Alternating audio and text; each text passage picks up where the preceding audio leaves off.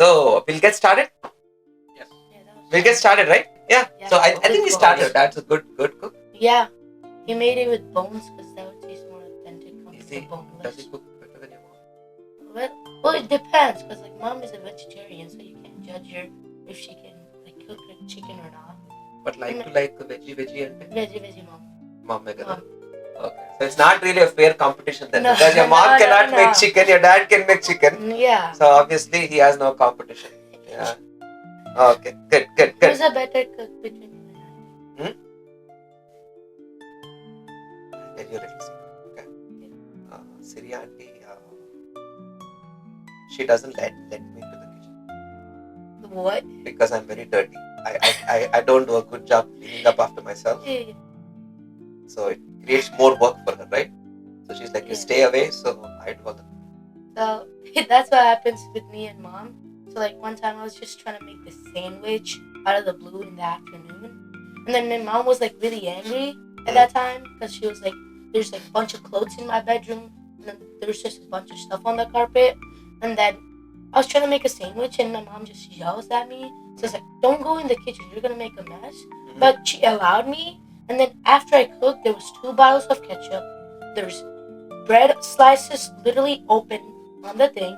There's like 15 utensils that I didn't clean up, and then there's 5 spoons for each sauce that I used to put it on the sandwich. And then it was my mom who has to clean all of them. Yeah. So like she looked just dead stared at me and like clean them up. And then I went to the bathroom, I saved, and then I went. Yeah. Cooking is easy, right? Cleaning is harder. That's the reality.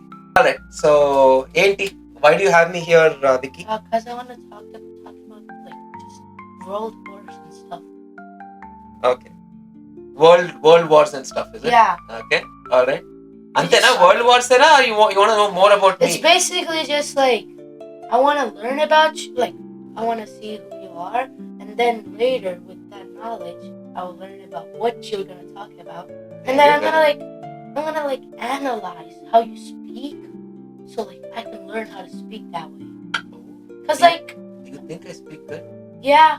Really? Cause like you made me open up my speaking compared to my starting speak, so like that's helpful for me. Oh really? Yeah. Okay, let's get started then. Okay. So this episode we're gonna talk about geopolitics and history. Basically kind of how it's going to affect our future, and how these big countries and India are going to affect and drive this new world. So you want to introduce yourself to the audience? To the audience, so my name is Vamsi, right? I'll just say my first name. I don't want to confuse the audience, right? Vamsi, and I'm in my 40s, right? I live in Milwaukee, Wisconsin. Not particularly a famous guy. I'm just a regular, run-of-the-mill, normal guy. Vicky today somehow thinks I'm special, right? So thank you, Vicky, for giving me an opportunity to be here and have a discussion with you, right? Yeah, he's a really good speaker because he made me speak more openly compared to just reading off the script. Yeah. So yeah, that's what I want to learn, so I could go out to people and talk with them and make them feel more comfortable.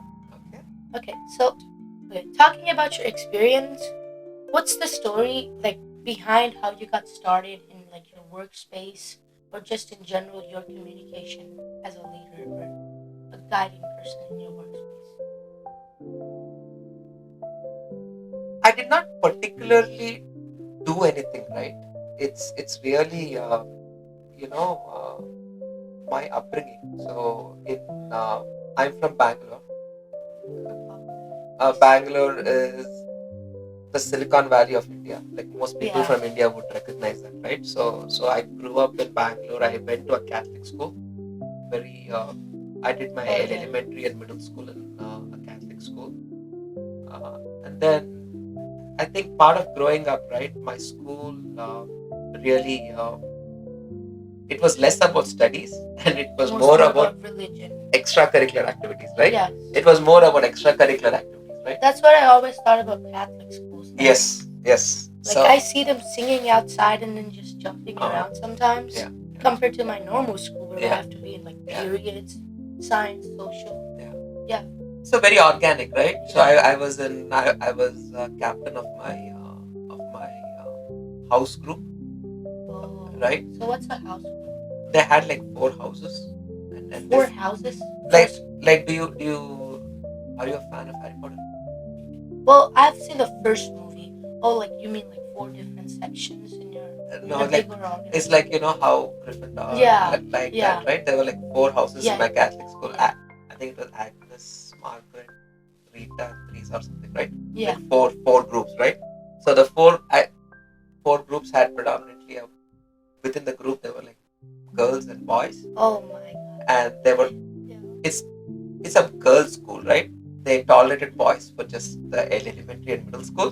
Oh. So I was part of the boys. I was a captain of the boys group Oh. in my grade. So right? was there like competitions between like girls and boys? Or was it just No, there were competitions between groups, Oh. right? So sports day, right? Sports day, the 4 groups would compete. Then there was an annual day where I don't think there was actually a competition in the annual day. Then there was a science day, right? Yeah. Science So- day, I think there's competition between the different sections in the grade. Pretty convoluted. But the point is, first of all, I don't think I'm great at communication. But looks you like think it. I'm good. Yeah. So that makes me feel special. Thank you. Yeah. But it's very organic, right? I never Yeah. particularly went to any Like a formal way or like right? Yeah. coaching centers and stuff. Nothing. Okay. So who were like the biggest influences or like people who like influenced you the most like at your starting stages of like work or just college in general? Can I answer that question a little bit different? Yeah, sure. Okay. So instead of college or work, right? I'll tell you what influenced me the most in my life growing up, right? What grade are you? I'm in 8th grade. In 8th grade, right? Yeah. Oh wow, okay. So India's 8th grade is in high school. 8th grade is high school in India, right? 8th, 9th. 8th, 9th, 10th, right? So Naku, the 2 biggest influences of my life are obviously my dad and mom, right? Yeah. So I'm again very lucky that way, right? It's like you don't pick your womb. You know what I mean? Like when a baby is born, right? A baby can be born anywhere, right? I want this mommy, I want that mommy. You can't select, right? Which mom and you cannot select, right? So akkada kuda na jackpot. I was born in a very good family. We were not rich. We were lower middle class. Like we had a scooter growing up. I think my dad got a car when I turned 23, I think. So we never had a car growing up, right? We also were in colony, like a rented house. My dad was an employee of HMP, so we never had our own home also, right? So that in the Indian context, I would say that's a lower middle class, right? So coming back to the what influenced my life, right? So my dad is an engineer by profession who worked very hard throughout his life, right? He really struggled. He did everything on his own, right? He never talked about money when I was growing up. Now that I think back, right? He never talked about. We should talk about money in front of children because that's gonna make them think differently. You're right. Absolutely right. Yeah. You're absolutely right. Yeah. Right? So you never you nailed it, right? You never talk about money, right? I don't talk about money in front of my dad, or no, my dad talks about money in front of me. Because like once I think money, I'll think of like, oh my gosh, we're losing this much money, we're spending so much money. But then once I think that there's no money spent, I'm like way more open to it. Correct. And I feel more grateful for it. Like if there's like a product and I look at the price, if I don't look at the price, I'm obviously way more grateful. Like I got it compared to like a gift. Mm-hmm. Yeah, because like sometimes things that are like low cost can mean more. But then if you know that it's low cost, you can sometimes just drop that value down even more. Yeah. So నాకేంటంటే నాకు biggest value my dad never discussed money. He never worked for money. He was very passionate about what he did. So Nakadi, it was the biggest influence because for me, money was never the end. Yeah. Right?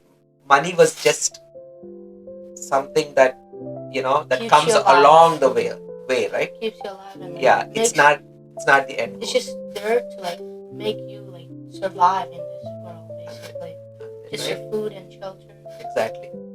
And I also felt that's a very important lesson because I felt like if I treated money as an end, right, as an end goal, you have to work for it all the time. Correct. My thought process would have been different, right? Yeah. So that's the biggest lesson that I got from my dad. But I'll be grateful to him forever for that.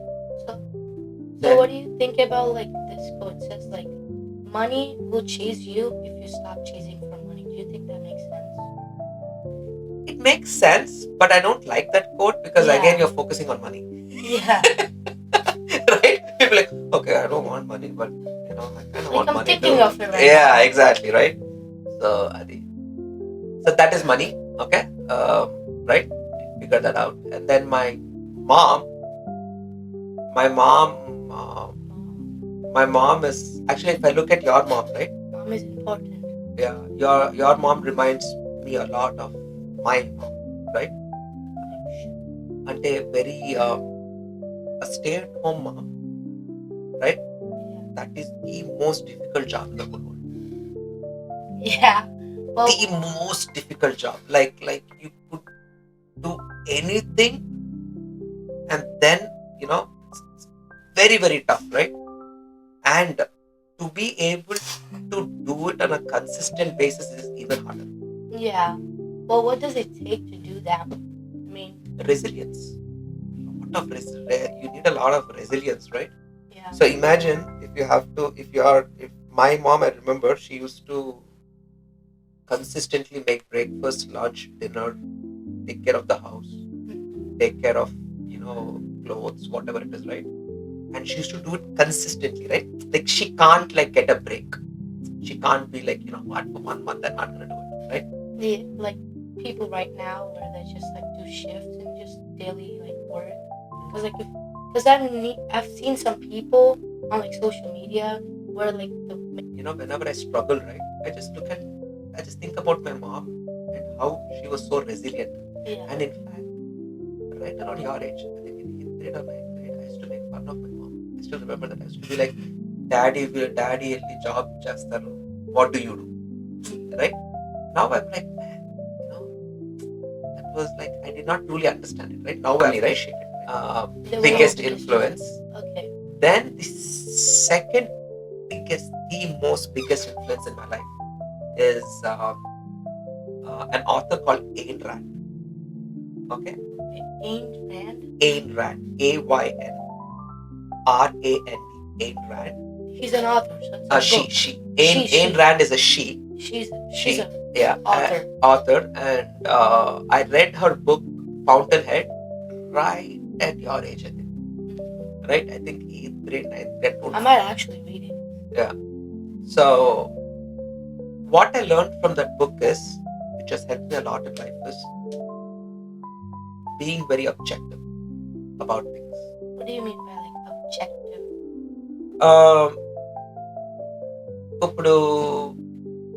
Have you heard of first principles? Elon Musk keeps talking about it. Break everything down to the first principles. I never heard of it. Okay. So objective ante, there is the relative truth and there is the absolute truth. Yeah. Right?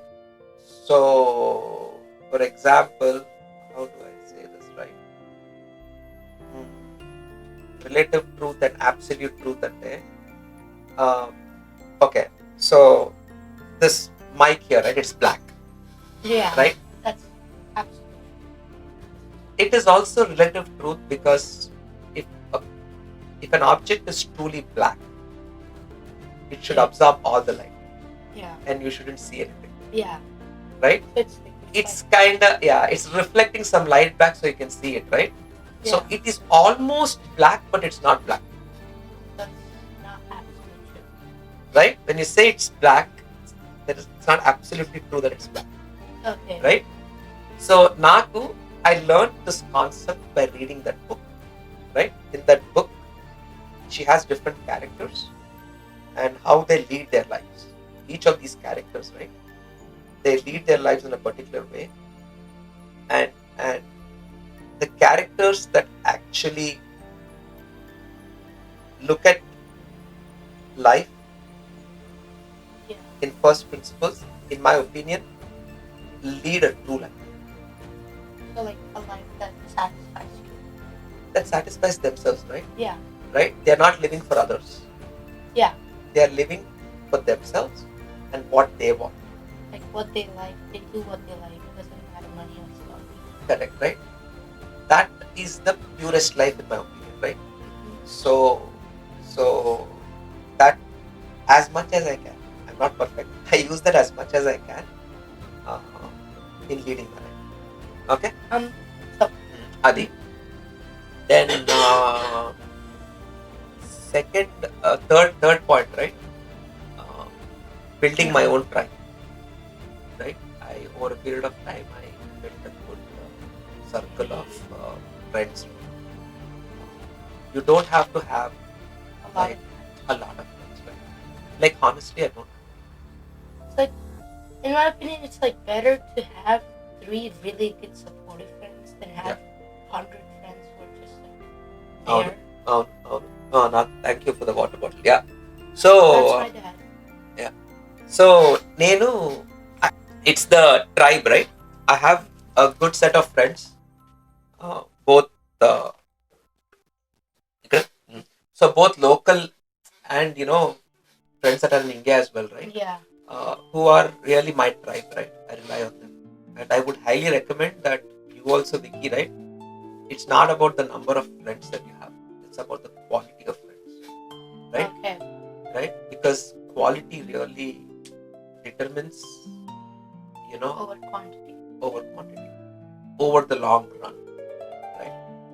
And also the tribe that you pick, right, should be the right tribe. Like they shouldn't, you're like, okay, was what there I want like a turning point in your like life that was like really like life changing, or was it just like one step after another? See, life is not cinema, right? Yeah. There's not like one turning point where I'm gonna wake up in the morning, and I'm just gonna be like, I want to man, I'm like, I've changed, right? Or there's one guy comes and makes fun of me, and I'm like, oh my god, I'm not gonna be this person, I'm gonna be somebody else, right? అలా లేదు. నాకు turning point అనేది ఏమీ లేదు. Turning point అంటే ఏం లేదు, but one thing that I would say is my life became I was very not sure of myself at your age. I was very okay, if I like something, right, man, I like it అని నేను sure గా చెప్పలేకపోయాను. I could not tell it. Not confident. Yes, I lacked confidence, right? And I also had somewhat of a pessimistic view of life, right? And basically ఏంటంటే what if something bad happens to me, then how do just I like thinking too much about the future, right? So the turning point then would be my marriage, right? Because Siri auntie, she gave me, you should have a good partner, right? Yeah. Who can kind of lift you up, right? Who can kind of like like support you, right? Should elevate you, should not drag you down, right? So Siri is kind of a life partner to me, who kind of elevates me, right? Through which I got a lot of self-belief as well, right?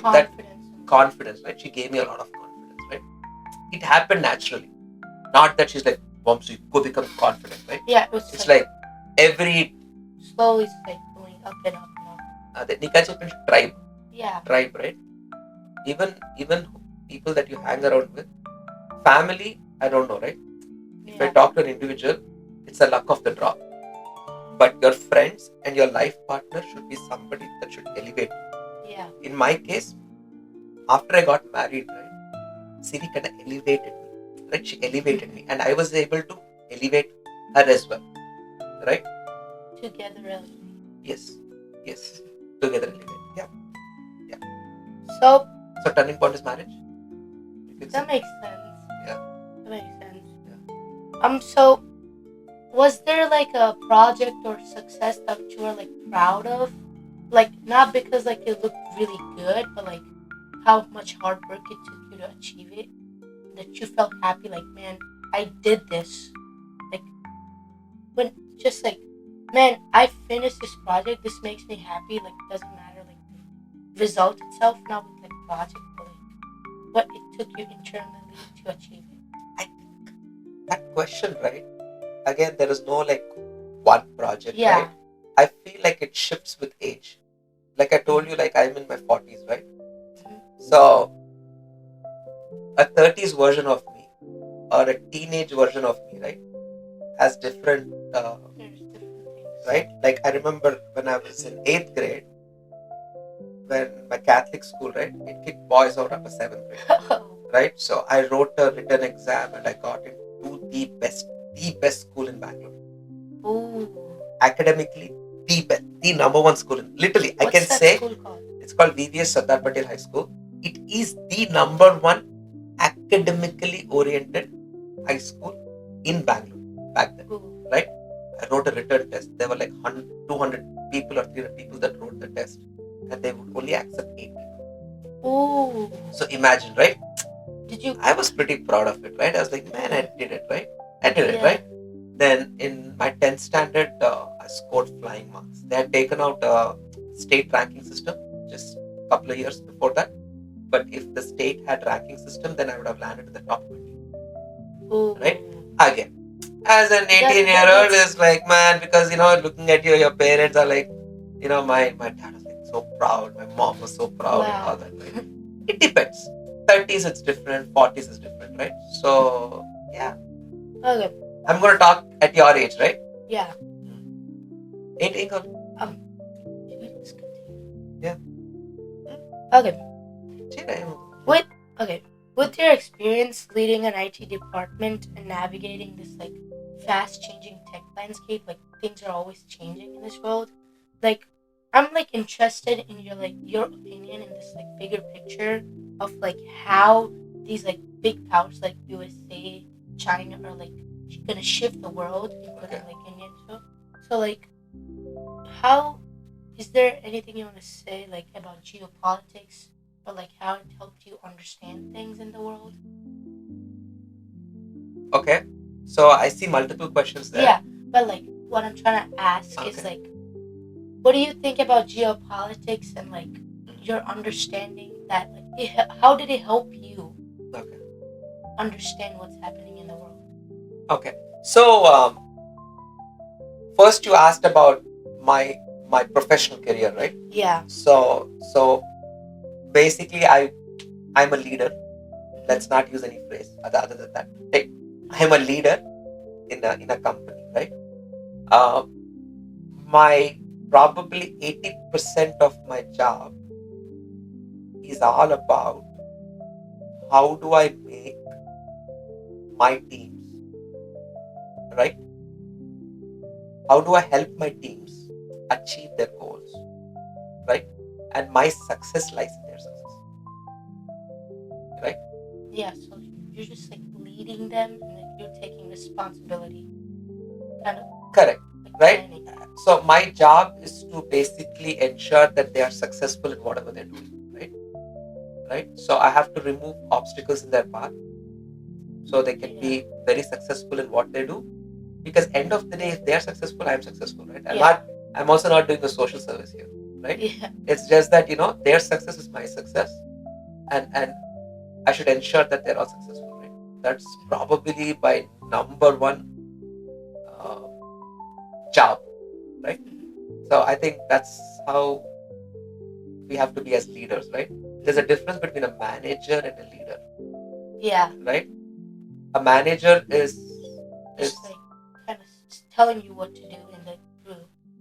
you're like, we gotta do this, and this success is gonna help the company as a whole, and then we want to make sure you are successful. Yeah. People will instinctively follow a leader If they're good. if a leader is good. If a leader becomes a manager, then basically the manager should somehow try to hold the people, right? Yeah. And kind of both are probably trying to achieve the same thing, Well, it's but just the way they do it. yeah, but a leader's job becomes much more easy, right? If people work for the leader, Yeah. right? So it's that slight difference that you'll have to understand, right?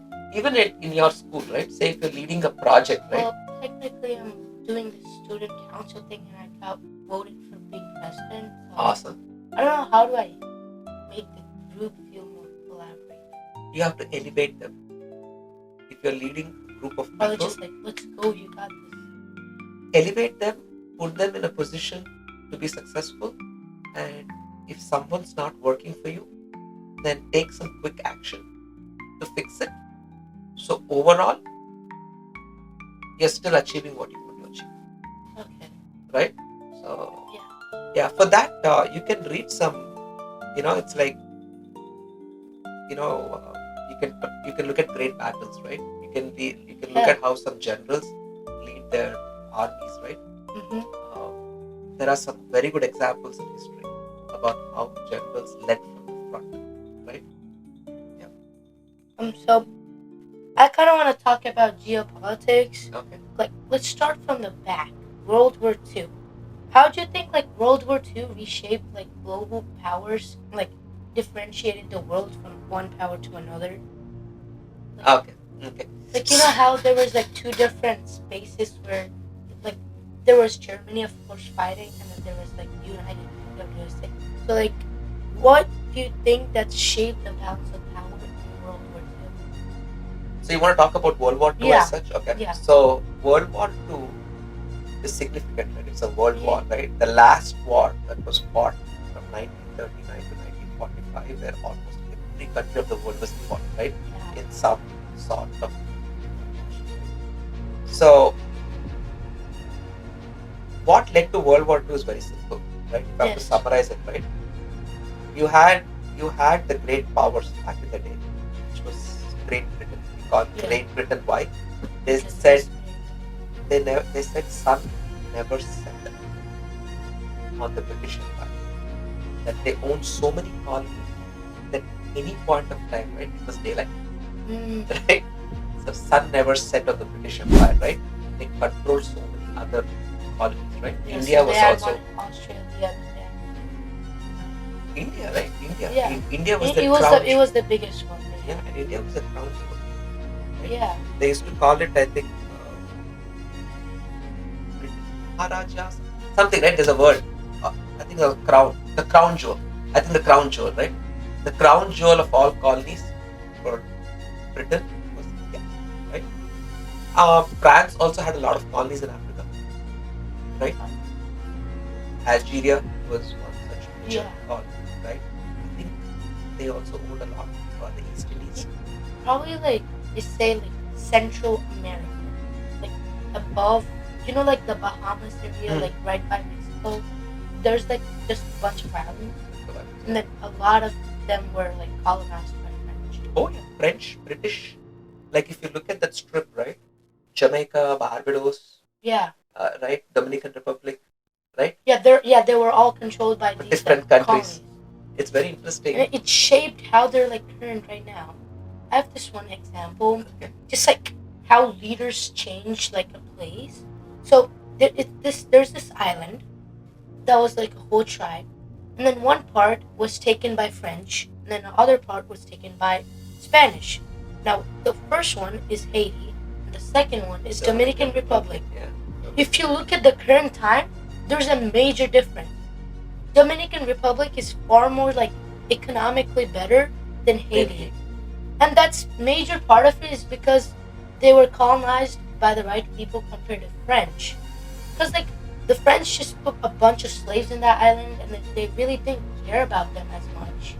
Whereas the Dominican Republic, they were like owned by Spain people, and then they had like laws and government and stuff, and eventually, Dominican Republic became a good country where like people can survive, and then Haiti, and people in Haiti have to travel to Dominican Republic to sell their goods, so they can't even sell their own goods in their own country. That's how it changed. Yeah. I'll tell you another very interesting thing. Okay, you watch cricket, right? There's a team called the West Indies. Yeah. Right. So you go look at the map. Right? There's Jamaica, there's Barbados, right? And few other all these countries put together a team called the West Indies, right? But if you look at the map, they are like spread everywhere. It's not like they're next to each other, right? Dominican Republic is passionate about baseball. They don't play cricket. Yeah. Right? They don't play cricket, and they are like Dominican Republic is in the middle of these countries, right? Yeah. So it's all colonial. How colonies came to exist, right? So back to World War II. That was the topic, right? We got off topic. Yes, it's good. It's good. It was fun though. It was fun. Yeah. So a lot of these powers had colonies, right? Russia was huge, right? Back then, it was a big piece of land. Right? And Russia was monarchy that eventually became communist. That's another interesting story. Soviet Union, I guess.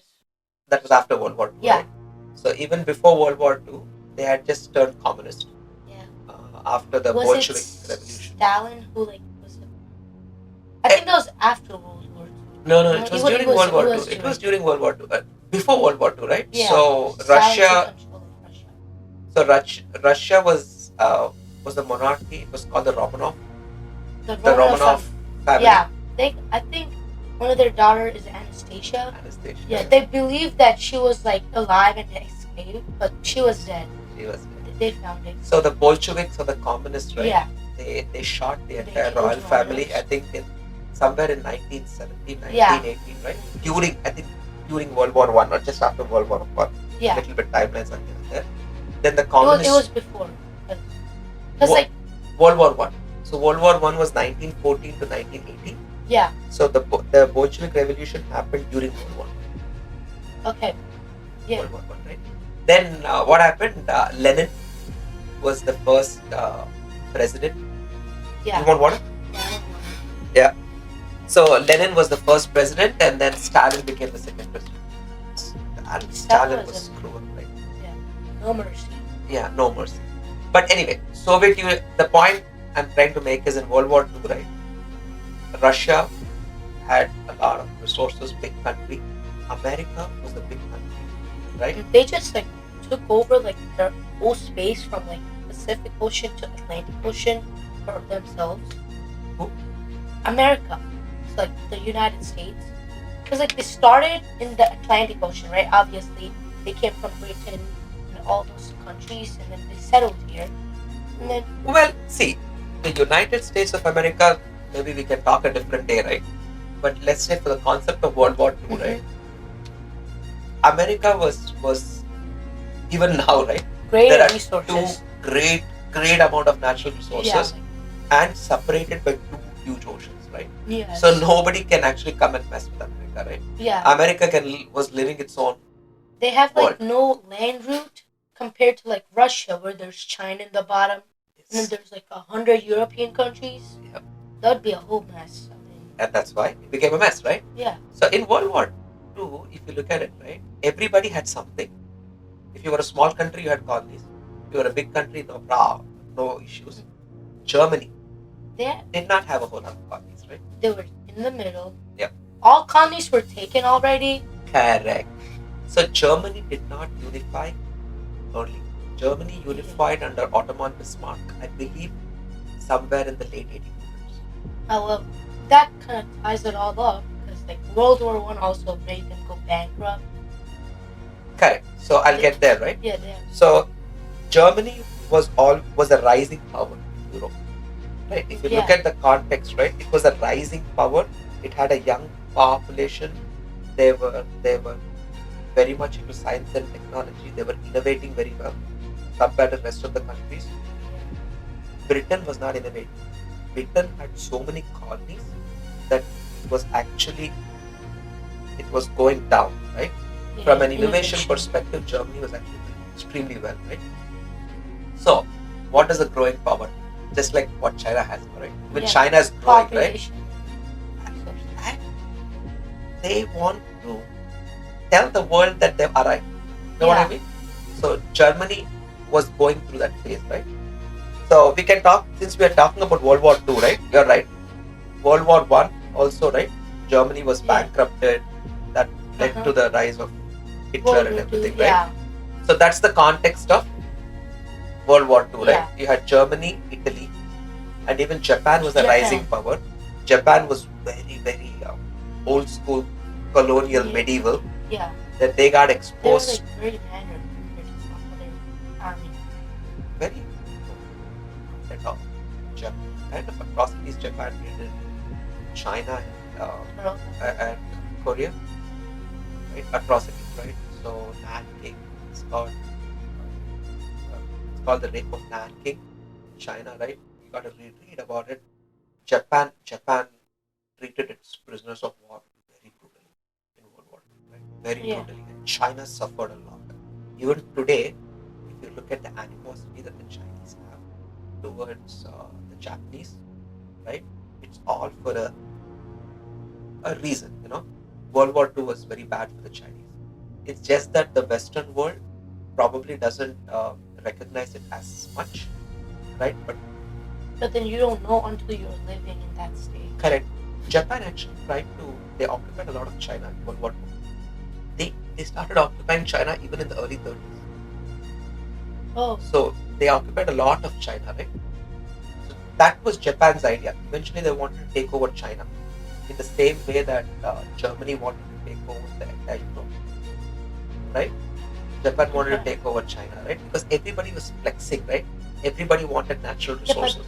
Yeah, but then why did they attack Pearl Harbor and got USA into it? Their main idea was to China, like colonize China.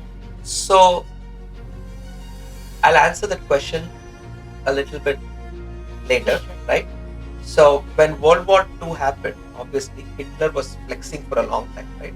Yeah. Hitler talked about national pride because he talked about how, you know, there were certain sects of people, the Jews, because of whom, which is all lies, right? It's all lies, right?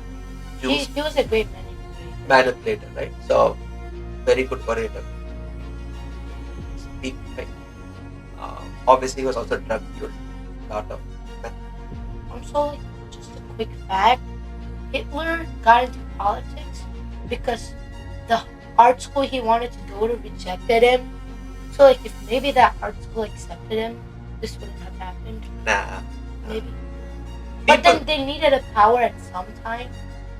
So Hitler was the kind of guy, right? He was very power hungry, right? He was very power hungry. He was not money hungry. Hitler did make money. He just wanted power, right? Hitler probably, I think, when he died, he had like one apartment somewhere. Yeah. That's about it, right? I think he lived in Argentina in his last days. I thought he's... That might be a myth. No. So he shot himself. Yeah. And died in his bunker in 1945. Just about when the Soviets were closing in on Berlin, right? He and his close people went to a bunker and he shot himself, and his friends burned his body there, right? But eventually they did find some evidence, right? Bone fragments and everything, right? To determine that it was Hitler.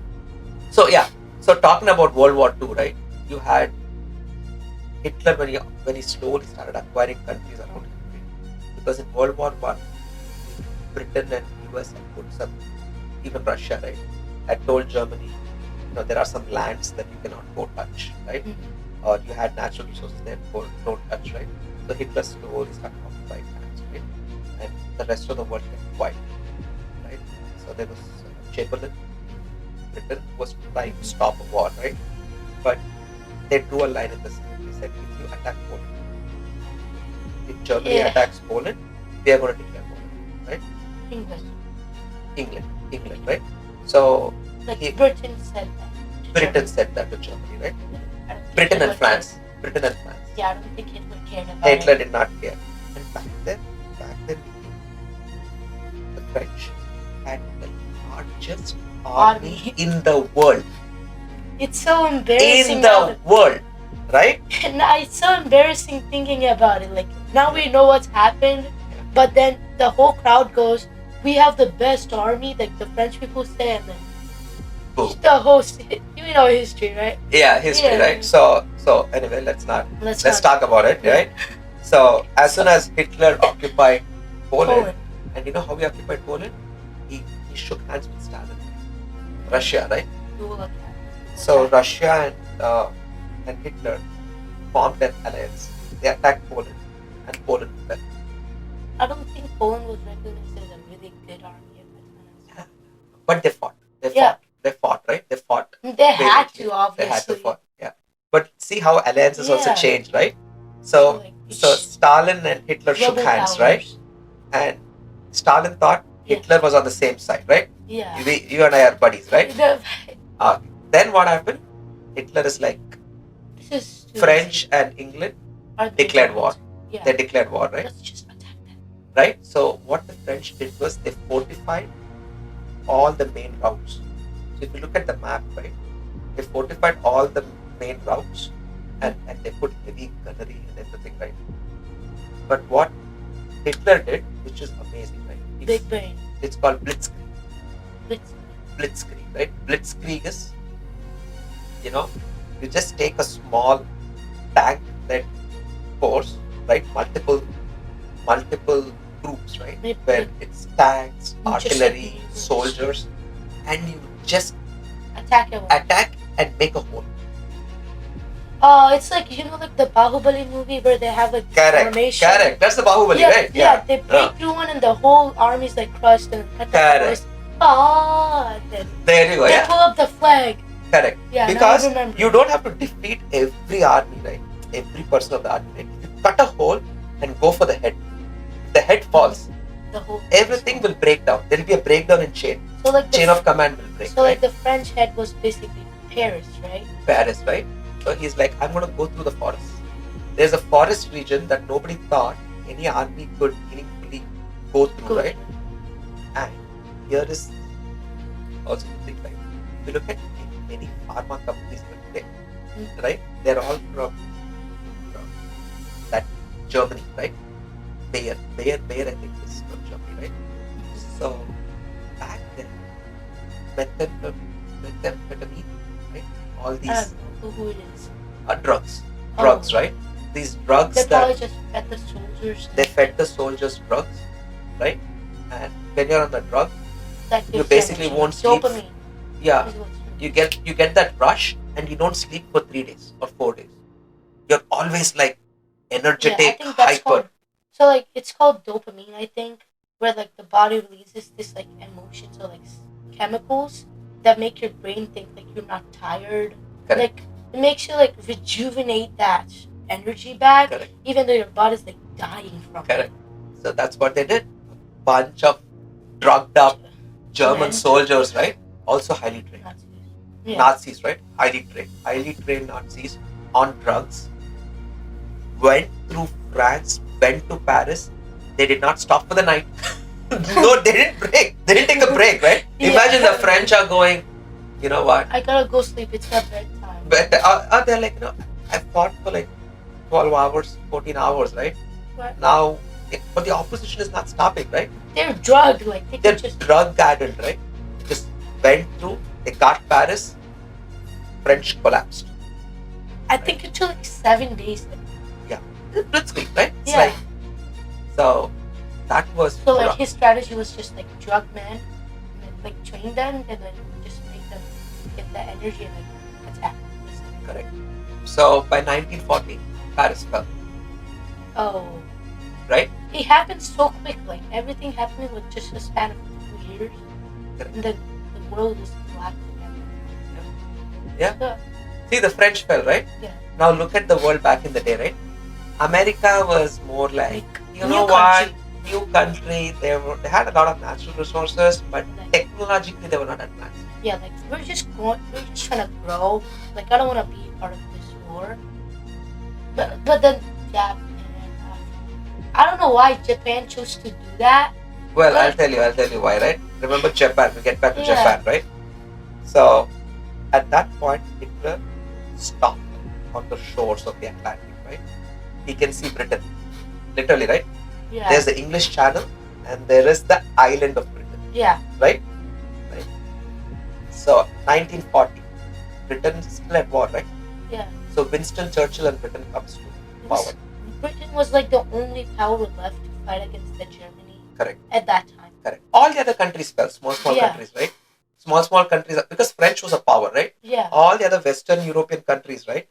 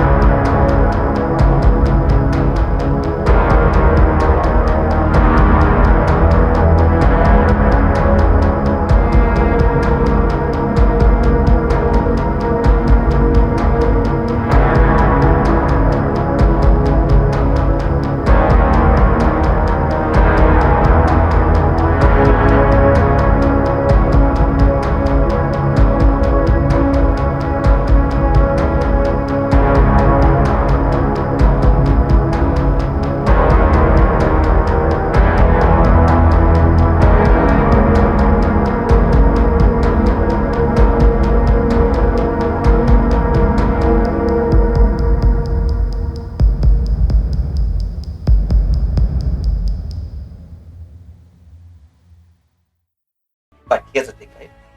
He had to bomb the heck out of Britain, right?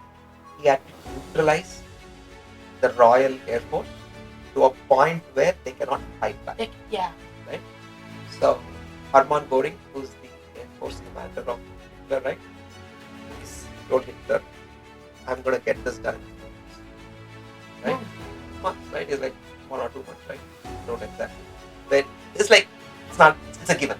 Yeah. Right? So Hitler said, okay, go for it.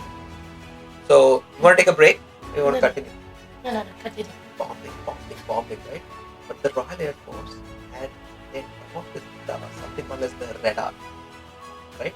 Where they could actually set up airwaves and they could radio wave and they could kind of predict when the Germans are coming. And they had a limited number of aircraft, right? Very limited. So they could deploy them effectively. Instead of spreading it along the entire coast, right? All they could do is, okay, Germans are going to hit me from that side. I'm going to just focus there, right? They could predict. So radar, because of radar, Germany could not really gain air superiority.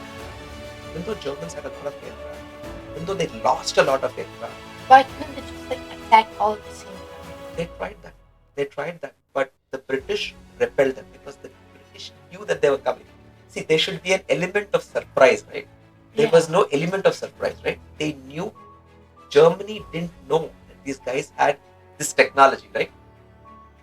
They needed to send a spy or something. Correct. So radar was the one that it's called the Battle of Britain. That kind of hard carried Yeah. them. You know, British say, oh, we won the battle of Britain, right? You didn't win the battle of Britain. You just stopped the Germans from pounding you to death. Yeah. That's all you did, They right? really won when America came in. Yeah, they just defended, right? They Yeah. defended. They're like, I'm going to live to fight another day, right? And they lived to fight another day, right? Yeah. So by late 1940s, 1941, it became very clear that Hitler was not going to win against Britain. Yeah. That Hitler was not going to win against Britain, right? It became very clear. Yeah, and then what he's gonna do? Probably Hitler probably did the dumbest thing of his life. attack Soviet Union. He attacked Stalin. Russia, right? That is so dumb. Like So dumb. Napoleon tried it and he failed it. Correct. Got caused into laws. Yeah. And he's so Imagine smart. He's so dumb in his decisions.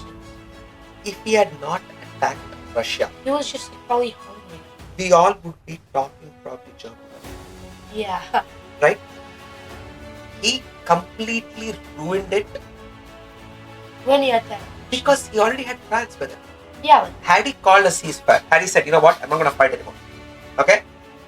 Had he said, Churchill, Roosevelt was the American president, Stalin, 4 of us, right? Let's get together and let's rule this world, right? Game over. yeah. Germany by now would have still, occupied a vast part of Western Europe, and he would have been the number one. At that point, Hitler was the number one leader in the world. Germany was the undisputed king of the world. Yeah. Only thing he did is he moved all his forces over from French over to the Russian side, right? But then that means basically the western side is now empty. Like it's much easier to achieve. Well, he still has. But like, So his idea was that Britain is so weak that it cannot mount an attack, right? so like, And America does not want to get involved in war. but then America did get involved in war. Well, here's the thing, right? America also was silently helping Britain. Yeah. It was giving a lot of supplies to Britain, right? That's when the Germans, right? Even though the Nazis, right? We should call them Nazis. Yeah. It's unfair to call them Germans, right? Yeah. So even though America had not officially declared war, they were helping Britain, right? Not neutral. Correct. That's when the German subs would go and attack all these fleets, the shipping fleet, right? The merchant fleet, right? That was supplying raw materials to Britain, right? That's a different story. But the minute Hitler decided to attack Soviet Union, by the way, Stalin didn't see this. But they were like making the deal of it. They were friends, right? Yeah. He didn't see it coming, right? Oh, if he like did not attack Stalin, I think they would have been probably like, ruling over the world. Yep. He would just probably expand more to Great Britain and persuaded. And the time when He couldn't wait an extra 2 years because like that whole thing happened for like 4 years. He couldn't wait for 4 years. actually you're absolutely right. Yeah. Had he waited, built, because he had the industrial strength, right? Yeah. Germany had the industrial strength. They could have built more weapons. They could have built more tanks, aircraft, bettered their technology, right? And then attack Britain. Then attack Russia. Maybe it would have still been different, right? Attacking Russia in 1941 was probably the biggest mistake that he did. Yeah. Had he waited 2 years later, things would have been different, right? Yeah. So he attacked Russia, right? Everybody was surprised. Nobody saw it coming, right? Stalin was like, oh my god. The British probably were just crying because he attacked. Like, they're not attacking us. British was so happy, right? Imagine Churchill, right? Churchill is like, oh my god, this guy went and committed suicide, right? Yeah. He's like, on his way, right? Let's go. Yeah, he's like, oh, by the way, there's another, Churchill is not such a great man. Okay, that's a different story. Yeah, we'll get to that. So like, why did Hitler choose to attack Russia, even if he knew that Napoleon? Did they know about Napoleon? Yeah. They know that Napoleon army fell off because they attacked Russia and their Wait, climate. one important thing: if Hitler's army was drug-riddled men, Don't you think yeah. Hitler is taking drugs? Yeah, Hitler was on drugs, that makes so much sense. right? So you can look at some of his old videos, right? His hand is shivering. He's basically having withdrawal symptoms, right? Here's a drug-addled guy who thought he could conquer the world, right? He's in that dopamine, like you said, right? Yeah. That high, right? He's like, man, I can do it, right? I just conquered France. Yeah. I just made Great Britain just like fall down. Yeah. I can take over Russia. Man. Yeah, that's it. He did it, right? So he was very successful, right? So he started conquering Russia. He like took over huge swaths of land, right? But if you look at the current day Russia, it's a huge country, right? Yeah. What Stalin did is he had lot of young men who can fight. You know, in World War II, which country had the most casualties? Russia. It was Russia. Probably because of the By a factor. Like I think 5 million or 6 million Russians died, right? Yeah. And 3 million Germans died, I think, soldiers or something. 2 or 3 Yeah, million, so right? I know a policy. I could be wrong. It could be more than that, right? Don't quote me on the numbers. But magnitude higher Russian men died in World War II, right? So what Stalin is as bad as Hitler. Yeah. He's just that, you know, he won the war, right? Yeah, let's just like, there's this drug guy who's just trying to like fight this whole thing. Let's just let him do the work. Then we're just gonna wait for the right time and then we're gonna probably. So Stalin was such a bad guy. What he would do is he would basically, he slowed Germany, the Nazis down, right? By letting them take large pieces of land. He would send his soldiers with no weaponry, right? Because he knew he had a lot more stock in the back. He had a lot more young men to fight for him, right? Yeah. He withdrew. Then he was able to quickly move factories. Then he got a lot of aid from Britain and US. US was giving him a lot of aid, right? So like, when was Japan involved in this? So in this whole concept, right, when all of this is happening, Japan was busy invading Korea and China, right? Malaysia. So there's this whole thing going on. Let me just focus on my business. I'll take over China. Yeah. See, Germany and Japan, they did not fight together. Yeah, they were just like, they're attacking someone. Let's just do it and let's just not attack each other. Correct. You attack, I attack, you and I are friends, right? Yeah. But they were really not exchanging notes, right? Yeah. They were not like, okay, let's combine our armies and send them together, right? Yeah, exactly, right? So Japan was busy doing its own thing. Occupying land, right? Had Japan opened a front with Stalin on the eastern side and Germany on the western side, Stalin would have lost. Yeah, easily. Easily, right? But Japan was busy in China, right? Taking the natural resources and everything, right? So they basically wanted to expand their empire. It's a colonial mindset, right? I'm just going to take on more empire. I'm going to Philippines, Korea fell, Philippines basically fell. The whole Southwest Malaysia, Asia. Indonesia. They came to Burma. Southwest. They were ready to attack India. They came through Burma. They occupied Burma as well, right? Japan, busy there, right? So then, where World War II turned on its head, right, was the winter of 1941. So talking about winters, basically in my class, I learned about how Napoleon lost to Stalin. It was basically like there was this like tactic called the scorched earth policy, where the leaders of like the Soviet army or like Russian army, they would just burn all their resources. Yeah. Like they know the fact that they are gonna lose their resources, but then they just burned everything. So like if there's invaders coming, they have nothing to eat or nothing to use. So like eventually, 10 million people in Napoleon army left with around 10,000 people. Yep. That's game over for Napoleon. Yeah, exactly. Stalin pretty much replicated that, right? Yeah. And then in the winter of 1941, Hitler did another suicidal thing, right? Because again, he was drug addict, right? So he split his army, right? He split his army, and there was a town called Stalingrad. It's a town, right? It's a town. It's of no value. Like, there was no reason to take that town other than Change its name. The make name. it a ego thing, right? Yeah, like Hitler, by taking a town called Stalingrad, is telling Stalin that I took a town with your name on it. yeah. That is the only purpose, right? To take that town, right? So he split the Nazi army split. Nazis wanted oil, right? So they were oil fields, right? Either he could have gone to Moscow, taken Moscow, just like how he took Paris, ended the war, right?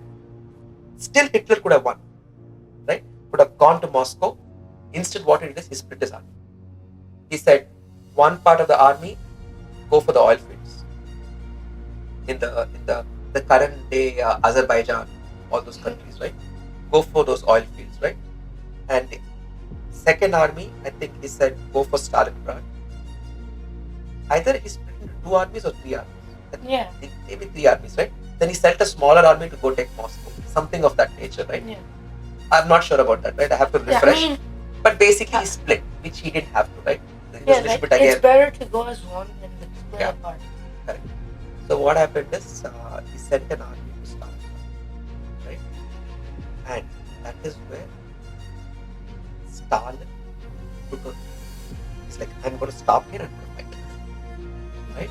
So Stalingrad. There's a movie called Enemy at the Gates. Watch it. It's called Enemy at the Gates. Enemy right? at the gates. Enemy of the Gates, right? It's about the Battle of Stalingrad, right? So they just attack the stupid town Stupid town. for ego purposes. Ego purposes, right? That's where, and then winter. When winter hit, the Nazi supply chain, right? See, wars are not won by bullets. Wars are won by supply chain. How well can you supply your army with weapons, fuel? Russia winters are Food. absolutely the worst things. Yeah. So when the Russian winter hit, their supply chain got stretched, and then Stalin basically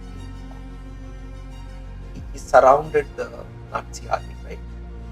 And even then, the Nazi commander, right? I think it's the fourth army or the fifth army, I'm not sure. Pretty big army, right? He told Hitler, let's withdraw. Let's withdraw, let's recover and attack again, right? Let's withdraw. Hitler said, don't withdraw. Stay there and fight to the last man. Right? Because sometimes you have to withdraw, right? To live another day. I think that's just for ego purposes. Ego, yeah. Drugs. Right? So he said no, fight to the last man. And they fought to the last man. But unfortunately they got surrounded. Or fortunately, right? However you want to see it. That I think the fourth time or the fifth time. Fortunately, right? Because Nazis committed a lot of atrocities, right? Like the Holocaust. Genocides. Genocides and all, right? So yeah, definitely fortunate. So occupied, that army surrendered, right? They all became prisoners of war. From that day onwards, in the winter of 1941, World War II was decided. Yeah. Because from then on, Hitler had to fight on two fronts: the Eastern Front, the Western Front, and slowly But he was getting squeezed. Yeah, but then the also thing is, like, once you attack a thing, they'll start to attack you back. Cause like he just attacked us with like we thought we were friends, and then he just suddenly betrays me. Like, I'm not stopping him, I'm killing him. So like now he has to take care of two sides instead of just one. One side, right? So then you asked about Pearl Harbor, right? Yeah. Pearl Harbor thing happened because America was anyway kind of supplying raw material, food, fuel, materials, everything to Britain and Russia, right? Oh. It was an open secret. So Japan back then had carriers, like aircraft carriers. By the way, Germany didn't have aircraft carriers. They had aircraft carriers, right? And their hope was that if they sink the specific fleet, which was stationed in Hawaii, right? Pearl Harbor. Yeah. Yeah. Because America had an Atlantic fleet and a Pacific fleet, right? If you look at the map, their specific fleet is the one that Faces towards- Japan, one that faces Japan, China, right? Their hope was that they can sink the Pacific fleet They own the whole ocean, basically. and they can buy time. They Yeah. can buy time, right? They can buy time. So that's why they attacked Pearl Harbor, right? I think that's also a bit of like ego thing, right? It was stretched because how did they attack Pearl Harbor? They literally pushed their aircraft carriers into the middle of, because no aircraft had that kind of a range, right? To go from Japan to America. Pacific Ocean is a big ocean, right? Yeah. They could only launch from islands or from aircraft carriers, right? Yeah, they attacked Pearl Harbor, like Hawaii, on a Sunday in the mornings, and then I saw this movie, Yeah, Pearl Harbor, and then I also read this book where like one guy and his friend go through this like whole experience of just Yeah. 20 Japanese aircraft Yeah. coming bombing the whole Navy supplies, and then there was like 50 ships that were like sunken down. Yeah. But then it backfired to them obviously, and then they got bombed. Hiroshima. Yeah. Like Hiroshima eventually happened, right? Yeah. Hiroshima happened because America did not want to lose a lot of people trying to take over all of these islands, right? they just want to like end this. So they were like the most. So they were like, what can I do?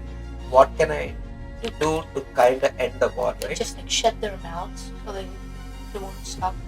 And here's not funny thing, ironic thing, right? The atom bomb happened because of German scientists, right from Einstein. Yeah. Right from Einstein. Einstein was a German, but he fled because he was also a Jew, and Hitler was committing atrocities against the Jews, right? Germany had everything with them. They had the best scientists in the world, right? They basically gifted away all of their talent, right? Because they were Jewish. Not only Jewish, right? Even the German scientists, like even the man that when America, right, sent a man to the moon in 1969. Neil Armstrong. Correct. But that entire program, right, the NASA was founded by one von Braun, who was a German scientist who was building rockets. That's For basically Germany. America. That's like Who was building rockets for Germany for Hitler.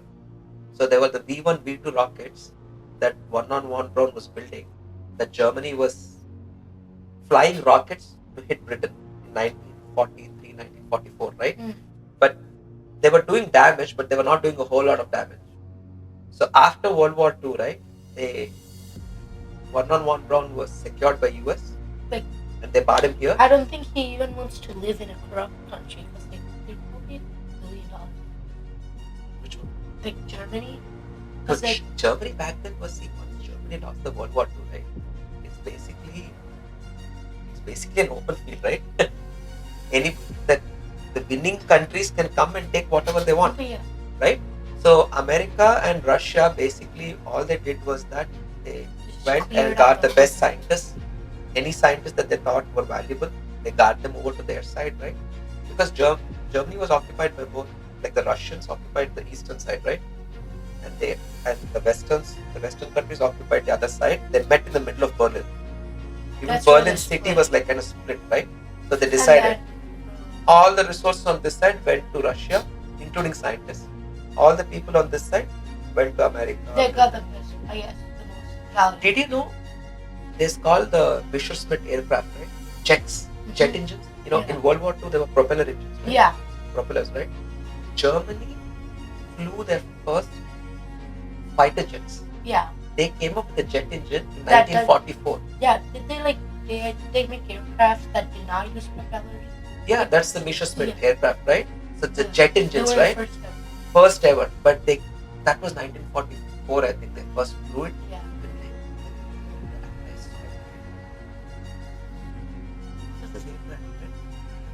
Shocked, right? But then It's at the wrong time, I guess. If he Wrong? was at the start of the World War, then I think that would. or if Hitler would not have attacked Russia Yeah. and waited for fighter Use jet big to brains to like make it up, right? Build more rockets, Mhm. right? Build I guess there's jet engines. consequences for drugs. too. And atom bomb changed the world.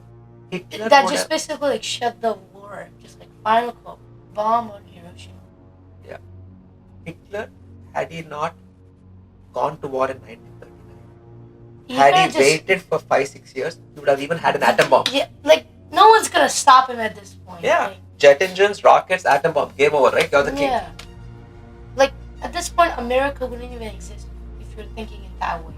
Cause like once you make atom bombs, it's just like game over. Cause like you could just bomb it on. Yeah, but even Britain. America by then, right? There were a lot of Sure. German scientists who were writing letters, including Einstein, who wrote a letter to the American president saying, "Hey, Hitler is going to acquire an atom bomb, right? So we have to also America also has to develop a nuclear program." So the nuclear program, right, was started because of those concerns. Okay. Yeah. We'll So take a short break. we'll take a short break. Yeah. See you after the short break.